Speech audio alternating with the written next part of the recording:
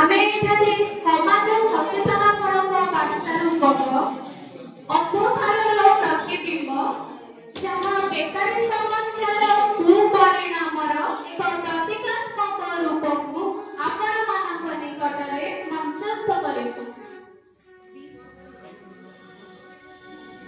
Hello घंटा से 7टा बाजिलाଣି ମୁଁ କଣ ଏଯାଏ କିଛି ରୋଷେଇ କରିନି ମୁଁ ଯାଇ ମତେ କଣ ଦିଟା ରାନ୍ଧି ଦେ ମୁଁ ରାନ୍ଧିଲେ ପୁଣି ମୋ କଣ ଫୁଲ ଖାଇଦିନେ ସ୍କୁଲ କୁ ଯିବ କି ନାହିଁ ମୁଁ ଚାଲେ କି କଣ ଥିଲା ଗଣିତ ବିଜ୍ଞାନ ଇଂରାଜୀ ସାହିତ୍ୟ ଯାଇ ଲଜି ରଖିଦେଇକି ମାଆକୁ କହିକି ତେଣେ ସ୍କୁଲକୁ ଯିବି। ମା ମା ଏ ମା ସ୍କୁଲକୁ ଯାଉଛି ତେଣେ ଡେରି ହେଲେ ସାର୍ ମୋ ଉପରେ ଚିଡଚିଡି ହେବେ ଯେ ଯିବୁ ଯେ ସ୍କୁଲ କୁ ଯିବୁ ଖାଇଦେ ତାପରେ ଯିବୁ ସାର୍ ରାଗିବେ ମୋ ଉପରେ। ତୁ କାଇଁ ଜିଦି କରୁଛୁ କହିଲୁ ଦିଗୁଟା ଖାଇଦେ ତାପରେ ଯିବୁ ଖାଲି ଖାଲି ସ୍କୁଲ ଯିବୁ ତୁ ଦିଗୁଟା ଖୁଆଇଦିଅ ଆସେ ଖାଇଦେ ନା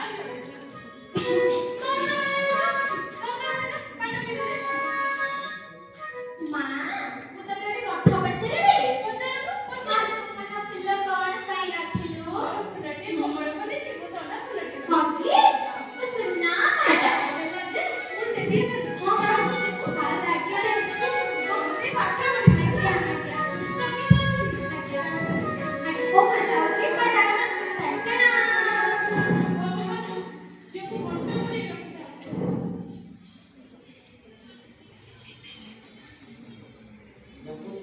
बाबू कम मिले हो बाबू बाबू कम मिले हो बाबू बाबू कम मिले बाबू बाबू बाबू ये भगवान पूरे पूरे शहर रे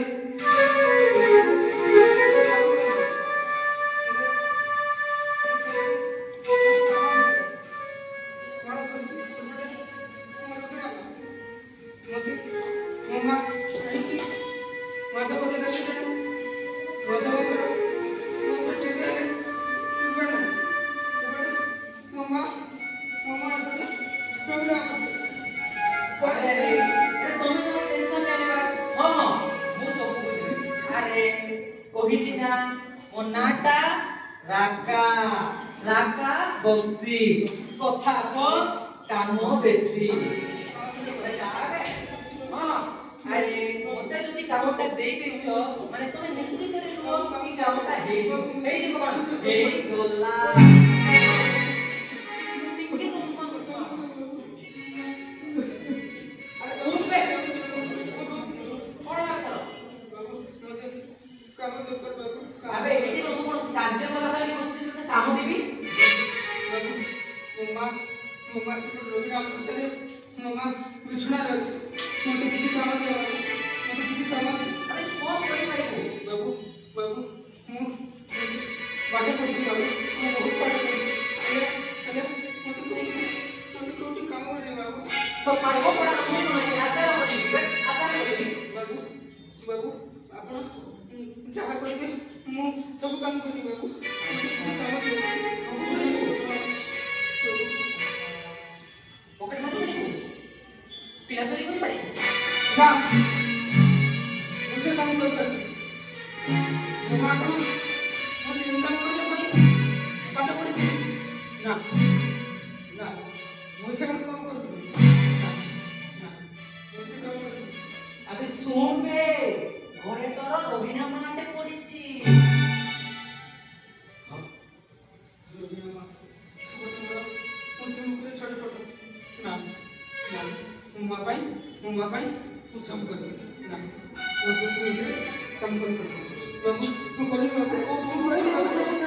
हां भलो डिसीजन टे नेइछु देखे जदी तू पॉकेट काटिबु ना ताहेले मणियाटा टिके को आउ जदी तू पिला चोरी करिबु ताहेले मणियाटा अधिक होबे आ तोके सब बुझेई दोछि यार आ सब बुझेई दोछि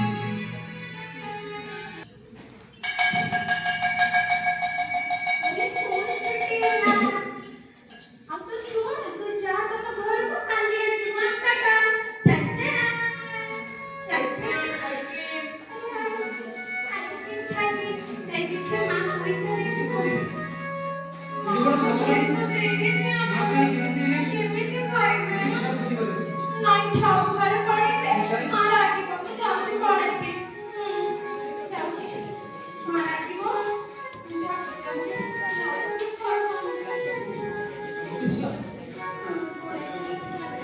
ହେଲେ ଝିଅ ଆଜ୍ଞା। ଆସିଲୁ ଆଜ୍ଞା। ତୁ ନା କଣ ସିଆଡେ କଣ କରୁଛୁ କହ ତୁ ନା କଣ ମୋ ନା ଫୁଲ। ପିଲା ଆଇସ୍କ୍ରିମ ଖାଇବୁ ନା ଖାଇବିନି ଖାଇବିନି। କଣ ମନା କରୁଛୁ କହ ଖାଇବୁ ନା ନାଇଁ ଖାଇଥାନ୍ତେ ଯେ ପଇସା ନାହିଁ ପରା। ଏଇଟା କଥା ହଉ ନାଇଁ ଅଙ୍କଲ ଦେଇନି। ମା ରାଗିବ ଯେ ମୁଁ ଯାଉଛି। ମୁଁ ଖାଇବିନି ଅଙ୍କଲ। ମୁଁ ଯାଉଛି ଅଙ୍କଲ ଯାଉଛି। ନାଇଁ ଅଙ୍କଲ ନାଇଁ।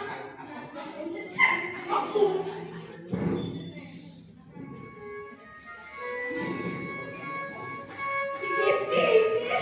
ମାକୁ କହିବି ତା ଅଙ୍କଲ ଆଇସ୍କ୍ରିମ ଦେଲେ। ଠିକ ଅଛି ବହୁତ टेस्ଟି। ଅଙ୍କଲ ଦେଇଛନ୍ତି। ବହୁତ टेस्ଟି ହେଇଛି।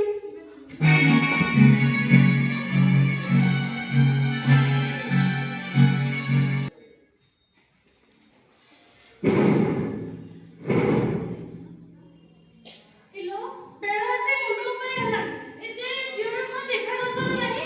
କୁଆଡେ ସେ ସାଙ୍ଗସାଥି ମେଳରେ ଖେଳୁଥିବ ଯେ ଖେଳୁଥିବ। ମୁଁ ଯାଏ ଦେଖି ଆସେ କୁଆଡେ ଗଲା। ଫୁଲ ଏ ମା କୁଆଡେ ଗଲ ଲୋ? ଏ ଫୁଲ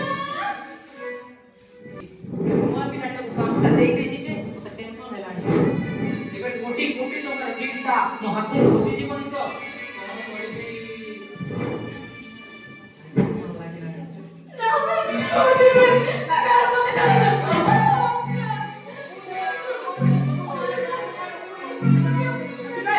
अरे शाबाश बेटा शाबाश सुना वाला दिया बेटा प्रथम दिन तो ड्रीम को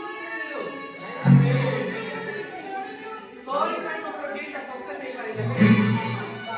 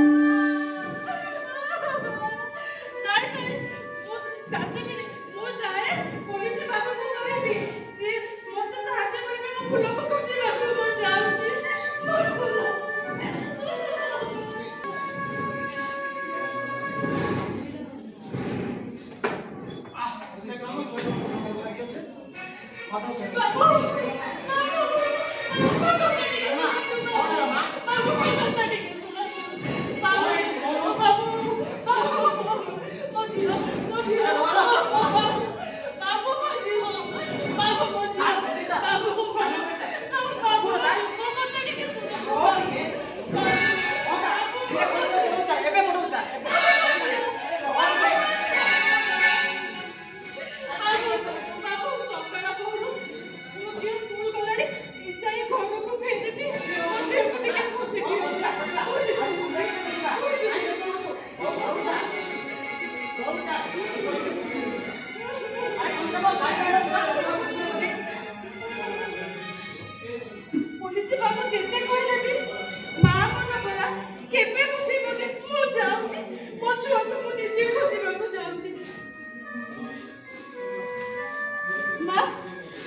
ଦେଖିଛନ୍ତି କୋଉଠି? ଆମର ଛୁଆକୁ କୋଉଠି ଦେଖିଛନ୍ତି? ନାଇଁ ମୋ ଛୁଆ ଆଗେ ମୋ ଛୁଆକୁ ଦେଖିଛନ୍ତି।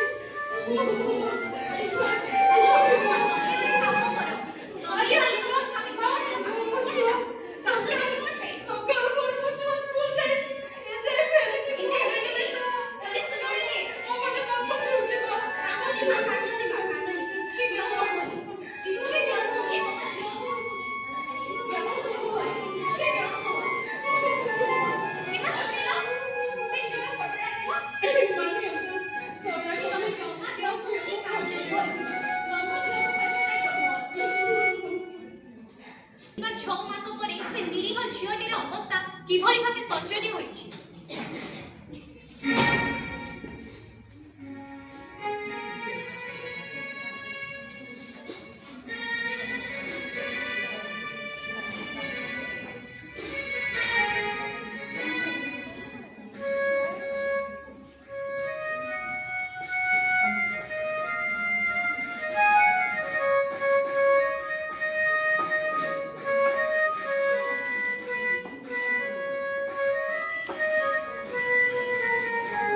हे प्रभु तमे तो जगतर नाथ जगन्नाथ असायर साहा मो छो छो मास काळ हलाने मो गोडरे नाही कुआडे कोण करती मो निजे भी जानिनी भगवान मो जियो को मते फेरे दियो मो जियो को मते फेरे दियो मो जियो को मते फेरे दियो बाबू बिकोरे बाबू के चिल्लाए बाबू बिकोरे बाबू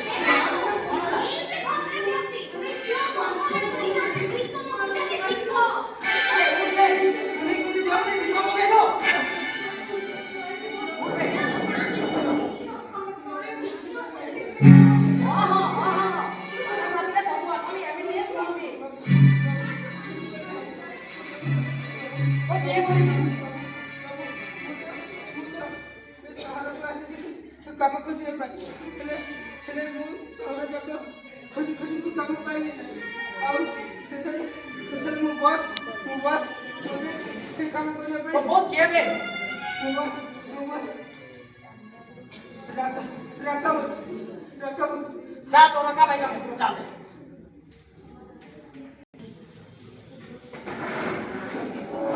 चले बॉल कोई टाइम तो रका भाई को लुची है वही पुलिस आसी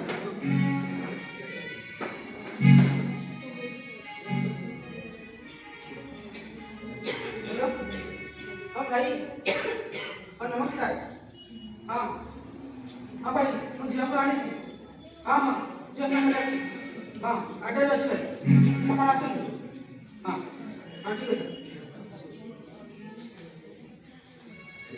अबे तू एका से झेल नहीं हां जा अबे लगा मुझसे यार क्यों बात नहीं समझी वो छाड़ के पड़े तू मते भूली जाऊछु मु किए मु राका मक्सी कोठा को काम बेसी अबे लगा मुझसे वो खट्टा डालो बोल दो बे हां अलग सुनता अबे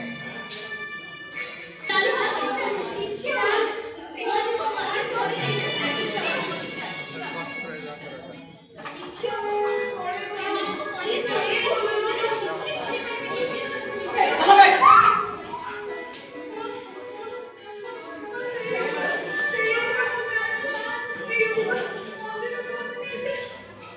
ଆଜ୍ଞା କ୍ଷମା କରିଦେବେ ମୁଁ ମୋର ଭକ୍ତିରେ ଥାଇକି ବି ମୋ କର୍ତ୍ତବ୍ୟର ଏଳା କରିଥିଲି ଆଜି ମୁଁ ଶପଥ ନେଉଛି ଏ ଭକ୍ତି ମୋ ଦେହ ଥିଲା ପର୍ଯ୍ୟନ୍ତ କେବେ ବି ଏମିତି ଅନିଷ୍ଟ କାମ କରିବାକୁ ଦେବି ନାହିଁ ଆପଣ ନେଇ ଝିଅକୁ ନେଇ ଘରକୁ ଯାଆନ୍ତୁ ମୁଁ ଏଠି ଘରକୁ ନେଇ ବାହାରେ ଭକ୍ତି କରୁଛି ଆସବେ ତୁମେ ଦୁଇ ଜଣ ଚାଲ ଚକି ବେଶୀ ଚକି